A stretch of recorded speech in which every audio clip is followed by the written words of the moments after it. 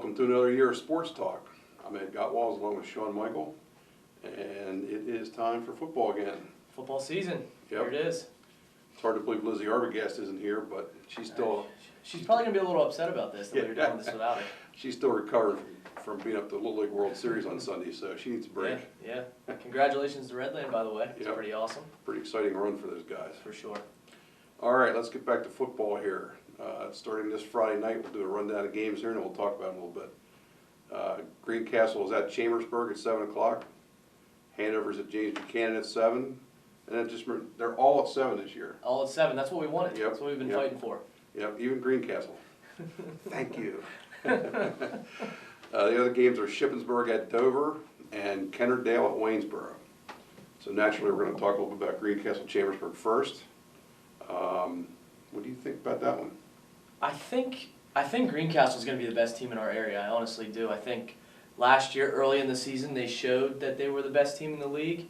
But then, I mean, they got hit with injuries so bad, and I think that kind of got overlooked as the year went on. They were giving up 300 yards passing a game, and I don't think that was just because they got bad all of a sudden. I think they just lost their depth in the secondary. They lost their talent back there, and I think they have a lot of that back with Derek Measle and Bray Peck and company. I think they're going to be pretty good this year.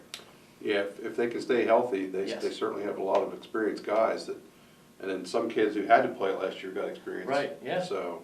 Then you look at the Chambersburg side, and even though we think we have answers for Greencastle, that's about how many questions we have for the Trojans. Yeah, I don't know if I didn't even talk to you since then, but I went to see their scrimmage against Milton Hershey and East Pennsboro last week, a little bit of it, and didn't come away with a good feeling. Right. I mean, it's a scrimmage. I'm not going to be too concerned about it, but they've got some more athletes this year. If the line can do some blocking, I think they can have a better running attack than they did last year. Just don't know about the defense, and there's a lot of new faces there. I mean, I think they have some talent. Just hard to tell where it's going to. You don't know about the quarterback though either. I mean, that's probably the biggest question of any team. The first question they're going to ask is, who's the quarterback? How is he? And we don't even know who's going to start between Caden Hoover and Hunter Leedy yet. I don't think. Well, they may have decided, but they both played in that scrimmage that I saw. So, I think they can make up for that somewhat if their running game is really good, but. Just don't know. Wasn't there last year, that's for sure. Last year, yeah. So we'll have to see. That's going to be, get a lot of questions to get answered in the first week. And that's for sure. I know Chambersburg is really pointing to those first 2 games against Greencastle and then Shippensburg, hoping to go off to a good start. Yeah, definitely. Build some confidence, I think, is probably the biggest thing. Yeah. Hanover, James Buchanan. I know James Buchanan is a little bit short on numbers and a little bit short on returning players, but they do seem to have a better attitude than they have. Yeah, I think they're a little short on playmakers too from what I've seen so far. I mean, we know Dylan Sanders can play, we know Seth Carball can play, but they lost Peter Huey, they lost Shamar Pates, they lost those guys that we knew. We lost the gamers, as we call them. They lost those gamers. Game changers, game playmakers, and are they going to have ones to replace them? And I don't think we know that yet. Yeah. Well, they got a couple games there in the beginning, Hanover and Fairfield, I think. It'll be, we'll get a chance to see who can step up and do that for them. And with Andy Stoner, the attitude's going to be there, and they're gonna play. They're gonna bring the effort. That's for sure. Shippensburg's at Dover. That's been kind of a tough team for them the last couple of years. Yeah. But we might see a new ship this year, or not. Get to check out this high flying attack that we're hearing about. I think we're both kind of in the same boat where it might change, but we don't know how much. We don't see Eric Faust changing everything. But I think they will throw a little more just because they have the weapons to do it. And, if history's any indication, they might get down against Dover, and they might have to do it a lot more than they originally wanted to. Yeah.